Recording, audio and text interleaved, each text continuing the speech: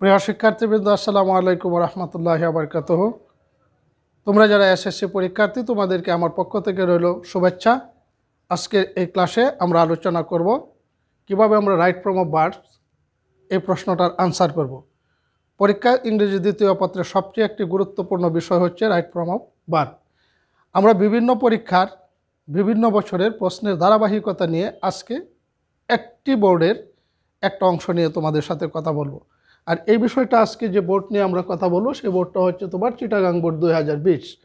Chittagong board 2020-এর যে প্রশ্নটা এসেছিল সেই প্রশ্নটা আজকে আমি এখানে তোমাদেরকে বাংলা সহ বিষয়টা বিস্তারিত আলোচনা করার চেষ্টা করব। তাহলে দেরি না করে তোমরা শুরু করো। দেখো, এখানে আমাদের রাইট ফর্ম অফ ভার্বের যে অংশটা আছে, এখানে প্রথমেই একটা বক্স দেওয়া থাকে। সেই বক্সের ভিতরে 10টা অথবা 11টা, কোনো কোনো ক্ষেত্রে মোট গ্যাপস যা থাকে সেই গ্যাপসের চেয়ে একটা শব্দ বা দুইটা শব্দ কম দেওয়া থাকে। অর্থাৎ এই ক্ষেত্রে দেখা যাবে যে কোনো একটা শব্দ বা ভার্ব কোনো একটা গ্যাপসের ভিতরে দুইবার ব্যবহার করা হতে পারে।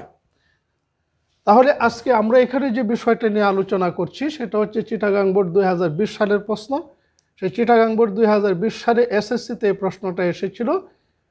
রাইট ফর্ম অফ ভার্বসের self control dash a great power it dash all other virtues men generally dash on impulses and strong desires dash the purity of heart and mind, the degradation of human nature.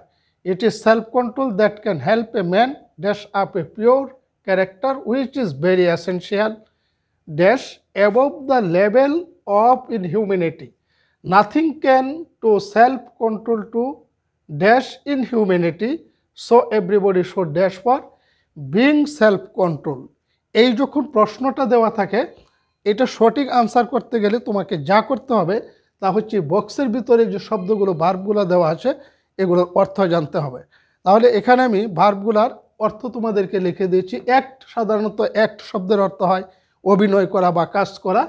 R damage শব্দের অর্থ ধ্বংস করা। Bread শব্দের অর্থ জন্ম দেওয়া। Rise শব্দের অর্থ জাগ্রত হওয়া। রিসাল্ট অর্থ হচ্ছে অধপতন। কনসিডার বিবেচনা। ওভারকাম কাটিয়ে ওঠা। কম্পেয়ার তুলনা করা। বিল্ডটি নির্মাণ করা, তৈরি করা, শুরু করা। আর এন্ডেভার শব্দের অর্থ হচ্ছে চেষ্টা করা। এখন এই যে তোমার অংশ যেটা প্রশ্নের ভিতরে দেওয়া থাকবে, এটা যদি তুমি পরিষ্কার বাংলাটা জানো, এখন তুমি এই বিষয়টা সুন্দরভাবে যদি অর্থটা উপস্থাপন করতে পারো, উপলব্ধি করতে পারো, তাহলে খুব সহজেই সেটা তুমি বুঝে যাবে। তাই এর আগে আমি তোমাদেরকে বলেছিলাম, যখন যে প্যাসেজটা দেওয়া থাকে সেটা তুমি প্রথমে নির্ধারণ করবে যে এটা কোন ধরনের টেন্সে পড়ছে। তা সাধারণত কিছু শব্দ আছে, শব্দগুলোর ভিতরে আমরা নির্ধারণ করতে পারি পুরো প্যাসেজটা আমার কোন টেন্সে যাচ্ছে। এখানে যেহেতু একটা শব্দ আছে তোমার সেলফ কন্ট্রোল, যার অর্থ হচ্ছে আত্মা নিয়ন্ত্রণ, এটা একটা চিরন্তন সত্য বিষয়। তাহলে পুরো বাক্যটাই আমরা মনে করতে পারি যে এটা হয়তো প্রেজেন্ট টেন্সে আছে। তো যদি আমাদের যেগুলো প্রেজেন্ট টেন্সে আছে কোনো কোনো সময় মিশ্রণ বাক্য থাকে, এক্ষেত্রে তুমি বাক্যগুলোকে পৃথক করার চেষ্টা করবা। বাক্যগুলোকে পৃথক করার পরে টেন্স নির্ণয় করে তুমি সেখানে সঠিক ভার্বটা বসাইবা। তাহলে দেখো, এখানে আছে self control dash a great power. এটা বাংলা অর্থ দাঁড়াচ্ছে আত্মনিয়ন্ত্রণকে বিশাল ক্ষমতা হিসাবে বিবেচনা করা হয়। তাহলে বিবেচনা করা হয় যদি, তাহলে বিবেচনায় ইংরেজি শব্দটা আছে আমরা কনসিডার। তাহলে এখানে আমাদের আছে কনসিডার, বিবেচনা করা। তাহলে আমরা এখানে বসাই দিতে পারবো ইজ কনসিডার্ড, বিবেচনা করা হয়। এরপরে দ্বিতীয় লাইনটা আছে তোমার ম্যান জেনারেলি, এটি অন্যান্য সকল গুণাবলীর জন্ম দেয়। এই তোমার আত্মনিয়ন্ত্রণ বিষয়টা অন্য সকল গুণাবলীর মানুষের জন্ম দেয়। তাহলে জন্ম দেওয়া শব্দটা এখানে আমাদের আছে ব্রিড। ব্রিড অর্থ জন্ম দেওয়া। তাহলে যেহেতু এটা থার্ড পারসনে আছে, আমরা লিখেছি এটা ব্রিডস। ওকে। এরপরে 3 নম্বরে দেখো, মানুষ সাধারণত প্রবল ইচ্ছা শক্তি এবং প্রবৃত্তির বশে কাজ করে থাকে। আমরা যখন কোনো কাজ করি তখন সেটা আমাদের খুব বেশি একটা ইচ্ছা শক্তি থাকে, অথবা আমরা সেটা কিভাবে করি, এটা প্রবল ইচ্ছা শক্তি অথবা প্রবৃত্তির বশে, শখের বশে করে বলি, বিবেকের তাড়না ইত্যাদি। তাহলে শখের বশে বা প্রবৃত্তির বশে কাজ করে থাকে। এই কাজ ইংরেজিটা হচ্ছে তোমার অ্যাক্ট। এখানে অ্যাক্টস আসে, এখানে ছিল অ্যাক্ট, এটাও আমরা এখানে এস যোগ করছি, অ্যাক্টস। তাহলে প্রবল ইচ্ছা শক্তি এবং প্রবৃত্তির বশে কাজ করে থাকে।